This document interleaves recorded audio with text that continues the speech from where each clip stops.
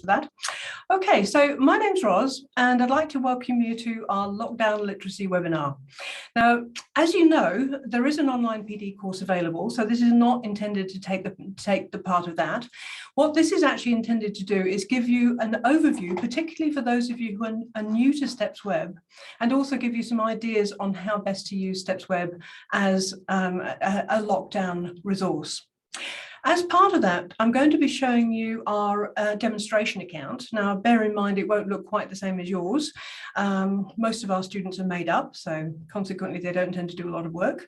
But I am going to show you genuine records from my two grandsons, Jake and Ollie, just so that you can see what information you're going to get from your students.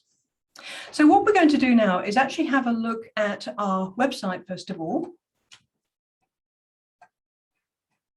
Now, we're going to start by having a look at this because a lot of people, when they first go onto this program, don't realize quite how much information is on the website itself. So just a quick run through. Under your Why Steps section, there's a whole range of information, quite in-depth information, about the rationale behind the program and what it aims to do. We'll just click on a couple just to give you an idea.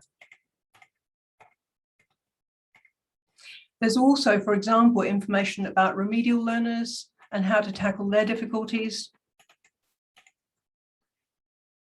And you can click on each one of these to get guidance on different level of need. Under the schools and tutors section, there's a whole range of information as well, but also there's some practical information for parents. How can I use StepsWeb? So if you're a parent and you're new to this program, this is also a very good source of information. And it'll show you also how to track what your students are actually doing at home.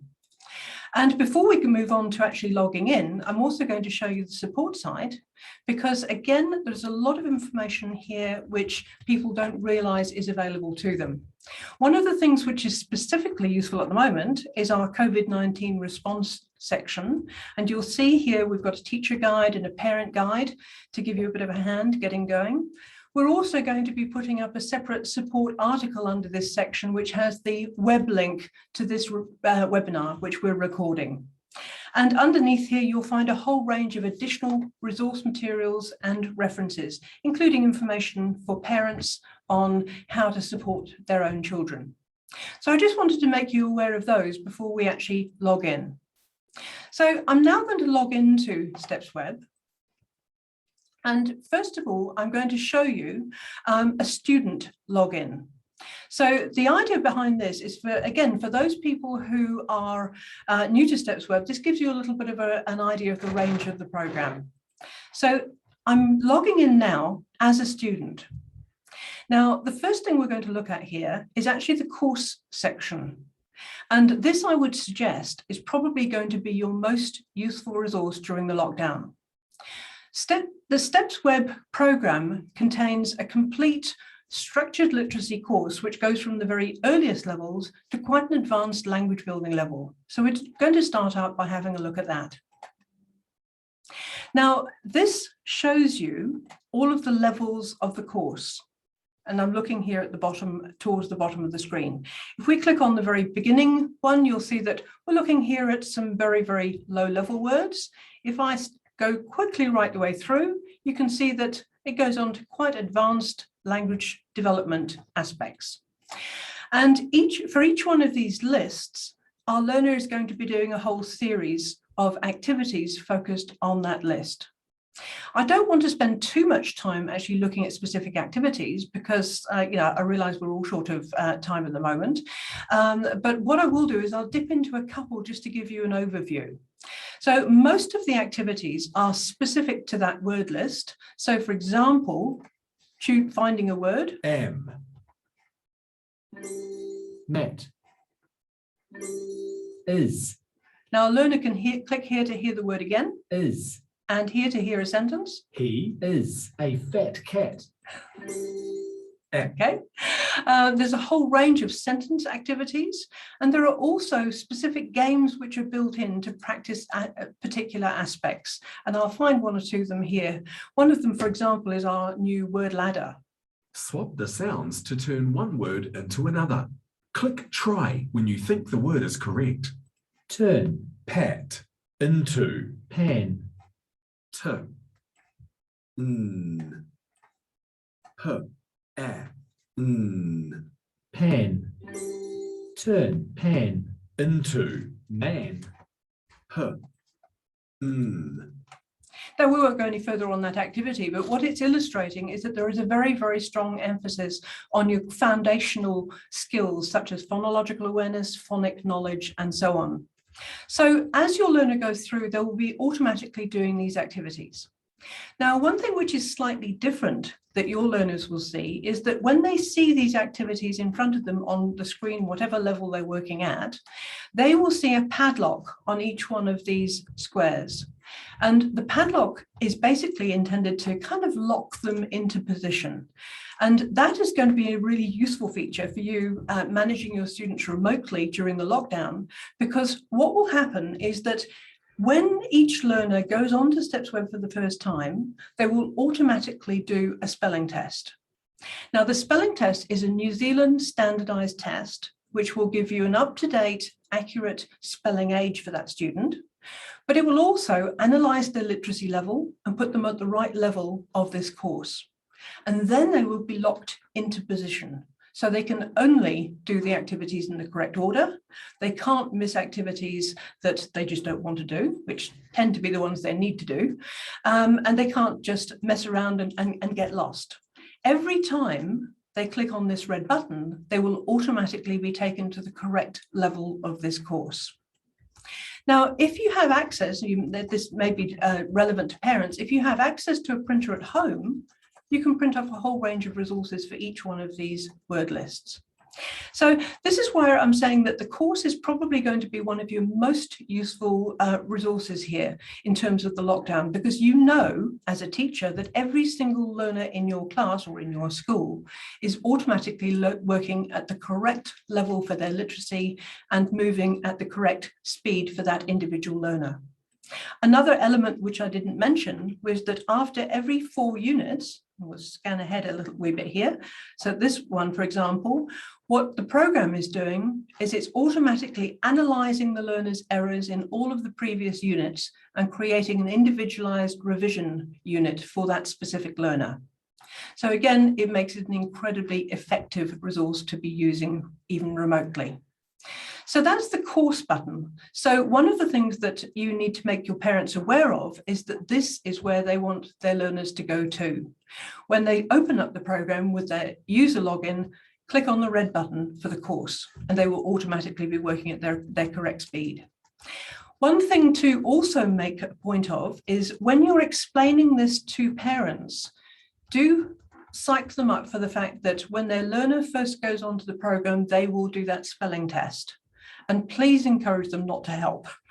I know this sounds obvious to us as teachers, but parents will see a child struggling with a particular activity and their obvious instinct is to help. Just tell them to resist that instinct. Obviously, if the parents help, the child will be put on the wrong level of the course. In the case of those very, very low level learners who may only be able to spell 1 or 2 words, the test will be over in no time, and they will be starting at the beginning of that course. So moving on now, under the word list section, there's a whole range of additional word lists, literally tens of thousands. So you can explore, and you can, as a teacher, set these lists for your learners, everything from fairly low level to word study, prefixes. And you can also create your own lists. So for example, for my 2 grandchildren, they're both heavily into Guardians of the Galaxy. So I've created Guardians of the Galaxy list for them. They can even do things like label a picture.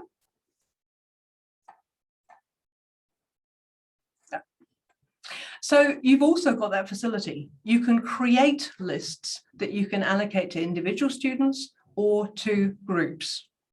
You can also search here as well. If, for example, I'm searching for a particular spelling pattern, I can go here. Let's say I wanted to find words with AI in them. If I type in AI, I'll see all of the lists within the program that have got AI in them. And I can then just scan through, choose the one I think is most appropriate, and then off we go. So it's a resource that you can find a vast variety of materials. Now, one of the things that people sometimes ask us on courses is, oh, should we work through, for example, the essential spelling lists, or should we work through high frequency lists? Of course you can if you want to, but in reality, those are already built into the course progression. So the course progression will make sure that they get a phonics-based progression, which also includes those elements. If you're a Maori educator, you will find that we have Maori resources here, and you can also create your own resources, including entering words in te reo. So those are the two word list sections on StepsWeb. There's a whole range of supporting activities, and excuse me while I just have a quick look at the query that's come through. Here's a query as to, are the levels linked to the New Zealand curriculum? Not specifically, because we intend every learner to be working at their own individual level. And within any particular class, there is a huge level of literacy ability. And so basically, broadly speaking, there is an equivalent. And what we will do is I will post a guideline on that extra bit of reference material that I was going to put up on that support line section. But each of these levels within the course is perfectly compatible with the curriculum, but is not actually labelled Year 1, Year 2, Year 3.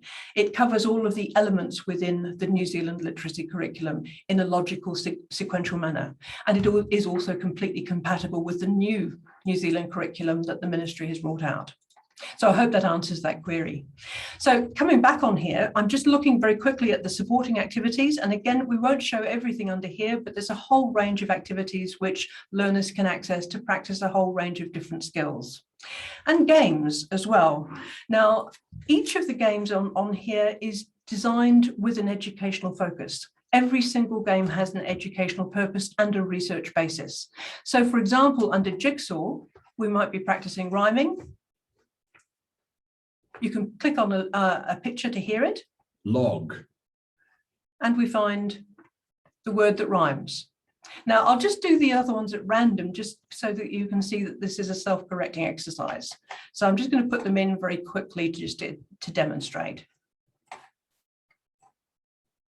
We should get a very discombobulated picture. There you go. So you can try that again. So every one of those games has an educational purpose, and children can access those games relatively freely unless you find it essential to switch this function off. So this gives you a bit of an overview as to what's available to your students. Now, I'm now going to switch to one of the other screens. And what I'm going to do is I'm going to show you what an educator sees. Now, for this screen, what I've done is I've logged in as an educator. And this screen is what we would describe as the main educator management screen. Now, the first thing I'll point out here is that core skills course that I mentioned before. What we would strongly recommend if you're a parent or a teacher new to StepsWeb is that when you've gone into this screen, access the essential core skills by clicking on that button. It's a 15-module core skills course, which covers everything you need to know to use the program effectively. Each of those modules is bite-sized. None of them are more than 10 minutes, and it's well worthwhile working through in your own time to give yourself a good overview. And of course, you can also access those ones later as a reminder as well. So that's where you'll find your essential core skills course. Every educator in your school can have their own educator login. So each person can log in using their own individual username and password. Now I'm going to click into Manage Students at this point. Now, we've got some students here, most of which are made up. But first of all, I'm going to find my grandchildren and just show you the kind of information you're going to get for students. So, and this is with his permission, by the way, I can see over any chosen period exactly what he's been spending his time on, how much time he's been spending on each one of those elements that we were looking at before. I can also see which medals he's got, And I didn't explain before when we were looking at the course activities that when the learner has completed an activity, they will get a bronze, silver or gold medal. And they can go back to a medal to upgrade it. So for example, if they got a silver medal for an activity, they can redo that activity to upgrade the medal to a gold medal.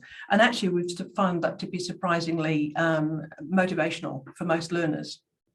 Other information we get from those learners is accuracy for reading and spelling, comprehension and language, phonic knowledge and skills. We can scroll on down to see the details of this learner. So I can tell that Jake is currently on level D, unit 2A. Forced progression, the function I mentioned, is enabled so that he can't get lost on the program. I can scroll on further down and I can see any certificates that he's been awarded and any results of tests that he's taken. I can also assign him work. Now, as an educator, you have two choices in terms of assigning work. You can assign particular work to an individual student or assign it to an entire group. And I'll show you both of those very quickly. So if I want to assign work to Jake, I can just click on assigned work. I can see work that has previously been assigned. So I can see that even though this is a bit far back, he's only worked his way through half of that. So I'll give him a hard time about that next time I see him. But I can click on here to see exactly how far he is through here. Actually, his father has told me he has a good excuse for that. He's been concentrating on coursework, so I'll let him off maybe. But I'm going to click on add assigned work and set a specific word list. So here on our menu that we were looking at just a moment ago, what I think I might do is I might set him another one of the Guardians of the Galaxy word lists. I know he's done the first two, so I'm going to choose this one, use that. I can set a due date. Yeah, we'll give him a week, I think. And I can also select the activities that I don't want him to do for whatever reason. That's probably quite complicated for this list. Click on confirm and required medal. Here we go. And now he will see this when he logs in. And when he logs in, he will see this button that we haven't yet looked at, bright orange with a little red exclamation mark to show that he's got some work that has been assigned. He would only need to click on here to actually see and access those activities. So that's how that works in with this. So going back now, what we're going to do is we're actually going to look at managed classes now. But first of all, there's another resource that you may find particularly useful in lockdown. We've got a whole list of students here. And if you click on the printables button, you will find the ability to access individual student profiles, but also a password list. This gives you all of the names, usernames and passwords for every student in your class or in your school. You can print these out as password slips to hand out or as parent handouts. This is a brief letter which can be printed out for each parent, which has their own child's username and login, together with how to actually access the program. So during the lockdown, when you have to send information to parents, that will be quite a useful resource for you. Actually, before we move on from this screen, I'm just going to show you briefly how we add a student. So again, we'll click on Add Student here. We're going to do this as a demo student, so we'll call his first name Webinar and his second name Demo. Oops. Here we go. We don't need to put date of birth in, but there are some advantages. We can choose a username, which has to be unique. So hopefully that will be okay. And we can choose a password. And again, I'm going to choose a demonstration. Now, when we create this student, what you'll see is that the spelling test is a default setting. This refers to that spelling test that I mentioned, that as soon as that new user logs in, they will automatically do this spelling test. We would suggest leaving that set as a default setting, unless you have any particular reason for turning it off. You turn it off simply by clicking on that square if you do want to. Under learning settings, once the learner has done their spelling test, you'll be able to see which level they've been placed on. You can change the accent for that student. And this is where you could switch off that forced progression. In other words, the padlock that locks them into the correct place. We'd suggest for the vast majority of your students you leave it on, but that's entirely up to you. You can also switch off access to any one of those sections we were looking at before. You very rarely need to do that. And all we now need to do is click on Create, and our student is now there. So now what we'll do is we'll go back to our Educator Management screen and go to Manage Classes. Now, if you're a teacher in a school, again, this will be one of your most useful facilities. I have a number of class names here, and we can easily add a class by choosing a name and clicking Save. But what we'll do is we'll look at one of my existing classes, and I've got a class just for Jake and Ollie. And what I'm going to do is I'm going to add a student into that class, first of all. I click on Edit, and I'm going to add the student we've just created, which is Webinar Demo 2. So I highlight his name. Actually, I'll highlight both of them actually, and click on here. And now I have 4 students in that class. We're going to come back to the screen in a moment. I'll save. Now, the important thing during the lockdown is that you need to be able to monitor what your students are doing and also identify if any of them need any extra support. You can do this through a number of things. Firstly, we've got a reports button. So towards the bottom of the screen, you'll see a button marked reports. If we click on here, we can look at class progression. And this will show you where in the course every single one of those learners in the class currently is. What is light blue is what they've been credited with, and anything which is in purple is something which they have actually done. So for example, if I look at Jake, what I can see is he's just started level D. I can click on that button to see more detail. I can see that he's currently on Unit 2 in Level D, and I can click on that button too. And I can see that he's done all of those activities. He hasn't yet done the spelling. And I can click on his logs to see any difficulties he's having. So for example, this is one of his errors.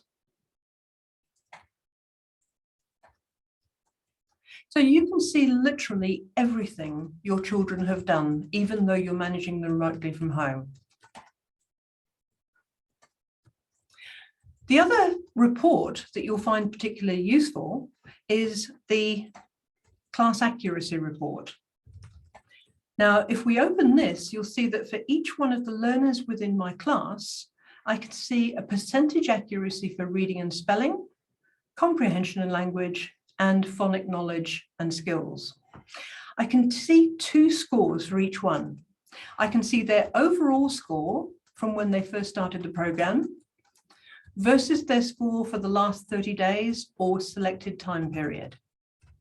So I can see, for example, that Jake started out getting 88% in accuracy for reading and spelling, but the last 30 days he's been getting 90%, and so on. Jake's problem is he's dyslexic. He has great difficulty with phonological awareness and phonics skills, which is why his scores are lower, although they're still not that bad. And one of the things you'll see here is that some of these squares have got a red background. The ones that have got a red background are the ones which have not met our criteria for accuracy for that aspect. We can click on them to see the detail. And again, we can see all of the errors that have been made. But we can also set what our criteria is going to be. And I'll show you that next. But one thing before we leave this page is that imagine this has every learner in your class. You will see at a glance what aspects each learner is struggling with. And you can print this out as if you want to. So let's click back now. And what you can see here is that there are 2 headings, low accuracy and low usage. The fact that Jake is under the low accuracy column means that he hasn't met my criteria for accuracy over that particular period. And I'll show you how to set and to see the criteria here. We go down to the bottom, Edit, and we go to Settings. Now, the low accuracy warning, the default setting is 80%. But being a very demanding granny, I have to confess I made it into 90% for my 2 grandchildren because I know they can achieve that. You might choose to leave that as 80%, entirely up to you. So that red background only comes up if that learner for that particular aspect has achieved less than the criteria that you have set for that class. The usage warning is based on a number of minutes per day over a 7-day period. So for example, 5 minutes per day on average is 35 minutes in a week's period. So with managing your learners in lockdown, what you might want to do is you might want to change your criteria, decide how many minutes per day on average you're going to expect those learners to work during the week. And you have a number of other settings that you can apply to that entire class at the same time. And again, you'll get more information about these in the About sections. So if you've made any changes, obviously click Save. We haven't, so I'm going to click Cancel and go back here. The other function that you may find particularly useful for your learners is the ability to assign work for a group, not just for an individual student. We looked very briefly about setting a piece of work for an individual student, in this case Jake, but you can also set assigned work for your entire group. So we'll do that now. We'll click on Add New Assigned Work, and we'll click on Set Specific Word List. Now, what we might do is we might search for a topic word, for example. Let's search for, say, volcanoes. Okay, here we go. If I want to set this list, all I need to do is go Confirm, set a due date if relevant. You don't have to. We'll give them a week this time again. You can also select students. So, for example, this might be too advanced for my younger grandchild. So I can deselect him for this one. And I can select activities. For example, there are 3 different memory activities. We might want to deselect one just for a bit of variety and then just click Confirm. So now what I've done is I've created assigned work for my entire class. And I will be able to click on here to see where they're up to. What I'll do is I'll click on the previous assigned work that had been assigned to them before. And what I can see is that actually Ollie still has one activity to do, treasure hunt, which is a memory activity. So coming back to our main educator management screen, there are a number of other facilities here, including the ability to create lists for yourself. And these are the lists that I mentioned before, the Guardians of the Galaxy. There are support articles on the support site showing you exactly how to do this, but just to give you an idea, you can even import pictures so that they're actually matching and labeling pictures. So if a word is not already in the program, you can actually enter it in with your own sentence, with your own definition if you want to do that, and even add an image. And the program will then create all of those literacy and comprehension activities for the list that you've just created. So you can not only tap into all of the existing word lists in the menu, you can create your own entire list to support any aspect of the curriculum. One idea there might be that you might be expecting your learners to read certain books during the lockdown, and you know that some of your learners may struggle with some of that vocabulary. You could create even a whole bank of word lists with the key words that come up in that word book. And then you can set those for the learners that you know you will have difficulty. So we're going to go back to our main screen now. Now, I'm just going to check, if you don't mind me pausing for a moment, just to see if we've got any burning questions that we need to cover in this session. So bear with me just a second. Right, there's a query here about who should use workbooks. Now, with the course, there are complete workbooks for every level of the course. And you would know which workbook to get because of the level. So I'll explain that in just a moment. If you want to use workbooks, you can order them directly through your educator login by clicking on this store button. And you can simply order workbooks directly through your login. If you're a school, we can invoice you. And if you're a private user, you can simply pay by credit card and we send directly to you. We would recommend the workbooks for struggling learners. So for example, in a school situation, many schools are now using StepsWeb as a complete whole school resource. And not all of those learners need workbooks by any means, but those learners who are struggling, for example, dyslexic learners or any other learners having difficulty who are getting remedial or supporting teaching, those are the ones that we would recommend do need the workbooks. So if you choose to use workbooks as a homeschooling resource, that's absolutely fine. And there are a lot of benefits in doing that. You can order them directly through here. You would know which workbook to get by the result of the spelling test. So for example, if your learner has gone on to the program, done the spelling test and been placed on level D, that learner would then need workbook D. Scrolling down through here, there's a teaching guide for each of the main levels and also a teacher manual, and you are most welcome to order things on APRO if you'd like to have a look at those resources. There's also a complete supplementary resources pack of hands-on materials, and this is obviously more relevant for teachers dealing with struggling learners. Bear with me a second while I just have another look at the next query.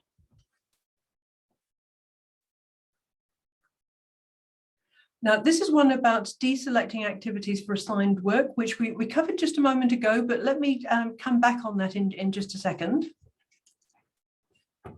So coming back on here, if you would like to use workbook materials, that's where you can get them. You can also, though, see some of the printable resources, and I'll come on to that query again in just a moment. If I click on the support site now, and I go down to the StepsWeb sections, click on course section, I can see all of the word lists for each of the units, and I can also click here to see sample units from each workbook.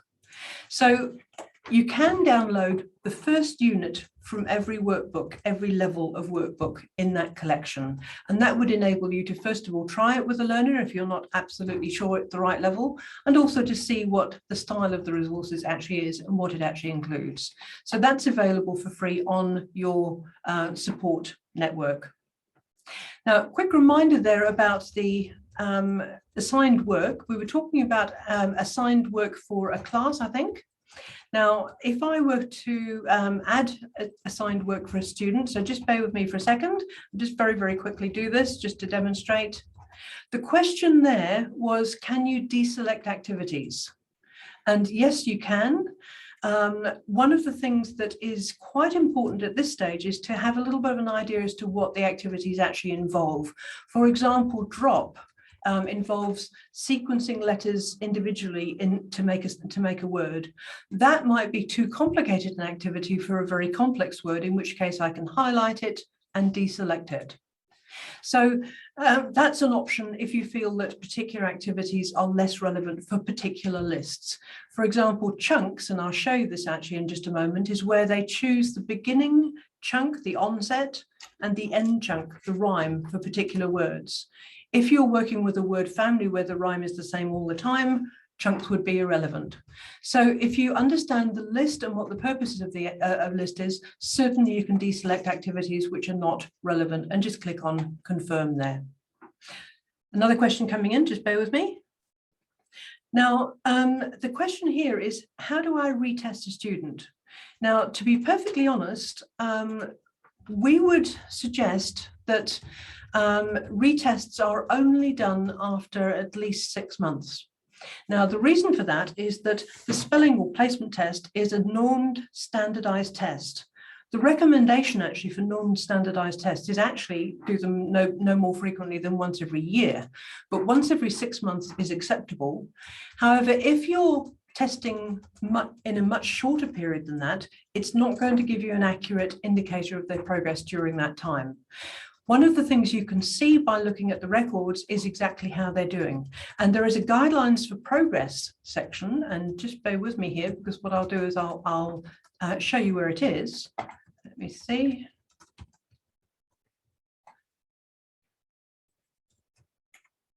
I'm going to find it now.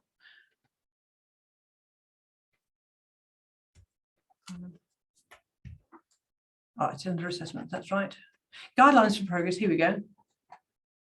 This gives you an idea as to what each of these levels actually equates to. And there was a query there previously about how this relates to curriculum levels, and this was the reference that I was alluding to when I was answering that query. So, for example, if your learner started the program was placed, for example, at the beginning of level D and is now working at, say, level E, then you can tell from that they are currently working at about a 7-year, 4-month level. So that's a reference that would give you an indicator of progress without you having to do a formal test. Now, there was a question here, and I'm not entirely sure what the focus of the question was, so bear with me. How do I retest a student, but parent helps student? Right, that alludes to my comment before about explain, if you're a teacher and you're setting up children remotely, explain to parents that they must not help with spelling tests. And this is also one of the reasons why doing retests during the lockdown is not ideal. Many parents don't really understand the fact that they shouldn't be helping at all with the test. So hopefully that answers that query. Now we've got another couple of questions coming in here, so bear with me a second. We'll just see what's coming through. Okay. While we're on here, what I'll point out is that there's a whole range of additional printable resources that you can access through your login, through the support site. You can print off rhyming sets, syllable sets, phonological games, handwriting activities, including a complete handwriting workbook. Okay, this is the query that was coming through. And so those you can access by simply going to the support site. So the query here is certificates. Now, if I go to manage students, I'll show you Jake again. Let's find Jake. Here we go. Now, when a student has completed a level, they will be given a certificate for completion, and the certificate will show exactly how many of each medal they've got, how many bronzes, how many silvers, how many golds. This can be printed out in colour and awarded to the student. So those will appear under your student records as soon as the learner has actually completed a complete unit. So that was our query on certificates. There was a query about the possibility of students going too far ahead during lockdown. To be perfectly honest, if they're working through the course and you've got forced progression on and they're having to get a silver medal before they move on to the next activity, they will not be moving beyond their capability. They will be working in line with their capability. One of the differences between StepsWeb and many other programs of this kind is that you cannot progress through guesswork. Many other programs, you can come to an activity, try it 3 or 4 times, and it gives you more and more support until you actually get through it and go on. And you could have done that without actually having understood the activity itself. With StepsWeb, that cannot happen. So a learner cannot actually physically move beyond their capability by working through the course. Now, there is one thing that I might point out to you here, actually. If we go to the support site again, close that bit. Yeah. There we go. On here, with the StepsWeb sections, there's instruction on how to use each one of these elements, and also some ideas on assigned work, and there is a course reinforcement section. So if you did want to add additional work to keep a learner within a particular course level, you can use the assigned work function and set work from the course reinforcement section, which has got guidelines here on how to use it. So that's one thing that we would suggest. However, don't worry if they're going too far ahead in the course unless you suspect that somebody is helping them with the activities. I'm just checking whether there are, oh yeah, there are a few more questions coming in, so bear with me. Maori words in activities. There is a Maori resource bank on that menu that I was showing you before, and many of the kura are actually creating their own materials in Maori for their learners. As I said before, you can create your own lists. You can use a word which is already in StepsWeb, or you can put a new word into StepsWeb. And that's what you may well need to do if you're putting Te Reo Māori words. You can type the word in, you can put it in a sentence in English or in Maori, you can add a definition, you can add an image. And many of the kura have created their own word banks to reinforce what's actually happening within the kura. And we love to hear about that, and we try and support that as much as we possibly can. In reality, StepsWeb does not discriminate between alphabetic languages. You can put a Spanish word list, a German word list, any alphabetic language. So if you're a language teacher and you're supporting your learners from home, there's no reason why you can't have French modules or Spanish modules, any language you like, so long as it's alphabetic. Right. Bear with me while I just check if there are any more questions coming through, and then I think we probably need to come to an end. If you have queries that haven't been able to be covered under here, do feel free to send them back into us. If there's enough interest, we may well run another webinar, and we'd love to hear from you what you'd find most useful to cover with that webinar. So we're just getting, I think, one more query coming through.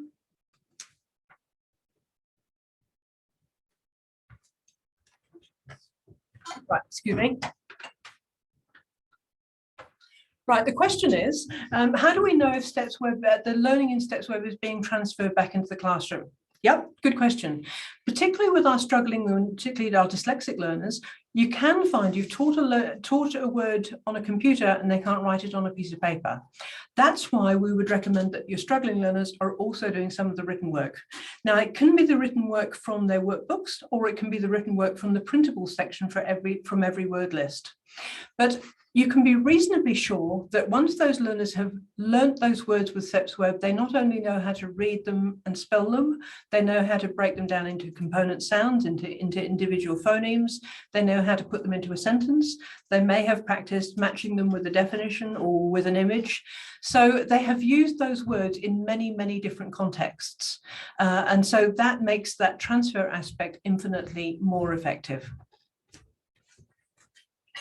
Yeah, one more question. Right, Apple website. It's StepsWeb is a website. It's a very, very extensive website. It's not actually an app. It's a website which is hosted in the States, extremely extensive. So, but it will work on any device in the same way that an app will only work on devices. It won't work on your computer. StepsWeb will work on any device or any computer.